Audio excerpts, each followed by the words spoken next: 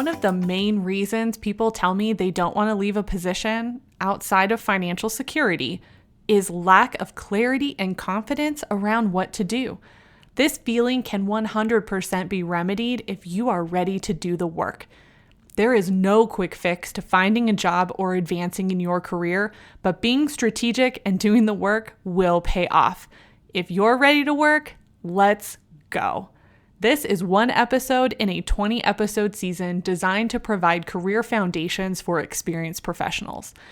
We are going to give you the tools to find clarity and confidence, help you with your resume, give you simple interview strategies, known job search strategies, negotiation tactics, and more, all with an experienced professional in mind.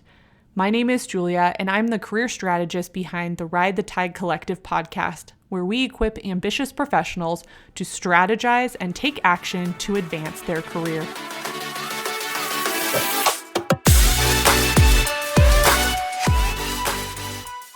Welcome everyone to episode 11 of season 2. We will be talking through how to identify the next best step in your career. This is a question I get frequently from clients and potential clients. It tends to happen most when you become lost in your career. It could be that you were on a path that was predestined for you, or you took advice from mentors but never really discovered your own passions. In other cases, you keep going in a field or company and were continually offered positions and took them without really considering if it was a move you wanted. These scenarios usually provoke a values clash within a person, and when you realize it's time to move on, you don't know where to go. In some cases, you want to make a complete shift and don't know how to make that happen or what the right path might be for you. I know those are a lot of different scenarios to cover, but the reality is the process to figure out what's next is the same for each scenario. I'm going to let you in on a little career secret. Every career exploration or discovery process is the same. All of them. I have read multiple career development books, and the underlying process for all of them is exactly the same. The difference? Usually, the book or resource is directed at a particular group of people. For example, I have a career book for artists and creatives.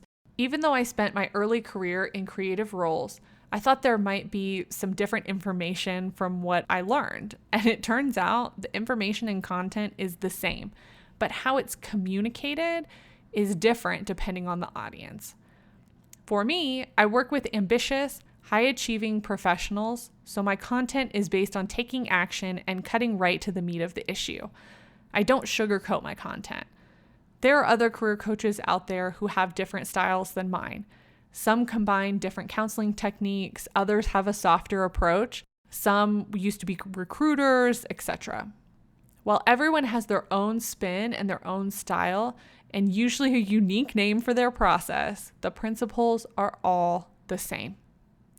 The process you will see in every career book is centered around 4 major areas of exploration: interests, skills, values, and dreams or passion. And the 4 areas of execution: research, develop materials, network, and apply. Before we dive into that process, we need to determine what your current reality is in your career. Here are some questions to consider. What do you love about your current job that gives you energy and makes you happy? Defining what gives you energy is a major piece of figuring out where to head next, because you want to do more of what lights you up and less of what doesn't. Which brings us to the next question. What parts of your current job do you dislike or put off because it drains your energy? Or maybe you aren't as gifted in a particular area and it takes longer to complete. The idea here is to define your killer skills. These are skills or tasks that might be central to your job, but you hate doing them. If it's a skill that you won't be able to remove yourself from in your particular field, we need to have a different discussion. For example, if your job is 75% sales and sales is a killer skill for you, we need to dig deeper into whether this is the right field for you. It also might mean that a management role might be a great fit because you understand the role of a salesperson.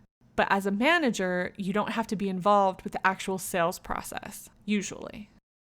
If you can't come up with answers off the top of your head for these questions, you can pull out your job description and rate the skills listed, or you can audit your job for 1 to 2 weeks and build your list that way. Another question to ask yourself is whether you want to manage other people.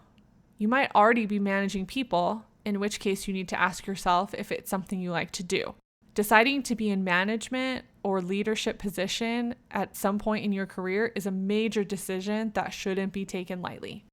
These questions should get you started as you identify your interests and skills. Your values are all about what's most important to you. This can be in career or life. It's nearly impossible to compartmentalize the two. In the values exercise I do with clients, I have them choose 10 values and prioritize them. We usually use the top 2 to 3 as our deal breaker values, which means if our decision goes against these values, we have to change it, modify it, or reject it. We use the other values as a lens, especially for big decisions. I recently read Dare to Lead by Brené Brown, and she goes through a similar values exercise and recommends you land on 2 values. These 2 values become your lens and your truth. I like both ways, and I think your personality type will help you determine what's best for you. Some examples of deal breaker values I've seen are having a flexible work schedule, limiting commute time, continuous learning, creativity, and so on. Once you've been working for a while, you might have a list of deal breakers for a position that could include benefits coverage, a certain level of compensation, as I mentioned before, a certain level of flexibility, the ability to get bonuses, a professional development budget, etc. These are very specific items that usually stem from a larger value, but it's good to identify them because it helps you weed through opportunities and it helps you ask the right questions when you are networking. Let's talk dreams and passion for a bit. I always hesitate to have this discussion with clients because everyone has different views on whether your work should be about your passion or whether your dreams are realistic.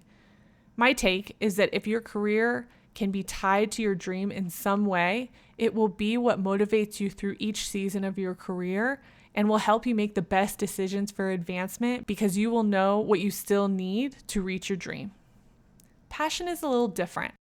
Some people are very passionate about something, but it might not be related to their work. It might be a volunteer opportunity or a hobby. In these instances, the person might be working to fund these passions and their job is just that, a job. As long as you know that's what it is, great.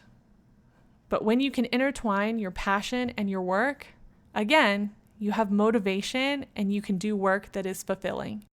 I had a client a while back who was in finance and she hated it. She was good at it, but she wasn't passionate about it and it showed when you asked her. I asked why she chose finance. And she said she has a dream of owning a coffee shop, and this type of job is the quickest way for her to earn enough money to fund her coffee shop dream. She had a clear vision of what she wanted and chose a career path that was going to help her do it quickly. Once you have your interests, skills, values, and dreams or passions figured out, then you go into execution mode, which, as we all recall, is research, develop materials, network, and apply. This process, much like our first, is more complicated than a podcast episode can hold. But let's do a high-level overview to get you started. Research. Have some idea of what the next best role is based on your dream or passion. It could be to move up or around in your current company, make a lateral move to another company, or start a completely new career path. There is no wrong answer here, but it is a personal answer. Develop your materials and networking can be done in any order or at the same time. At the very least, have your LinkedIn profile updated and polished for the next role.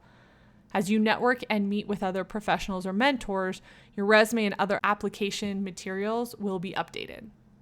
Once you have networked your way to an opportunity that fits your career path, apply. Obviously, there's a lot of nuance here, and I have previous episodes that I will link in the show notes on the website if you want to dig deeper. As season 2 continues, there will be more episodes that will help you, so make sure you subscribe. To tie a bow on this episode, we are trying to figure out the next best step in your career, and the easy answer is it depends. You are a unique person and professional with a unique career path and unique dreams and passions. At the end of the day, I can't tell you what the next best career path is for you, but this episode should have poked at your brain and your heart to help you figure it out. If you have any questions or would like to continue the conversation, please connect with Ride the Tide Collective on LinkedIn, Instagram, or Facebook.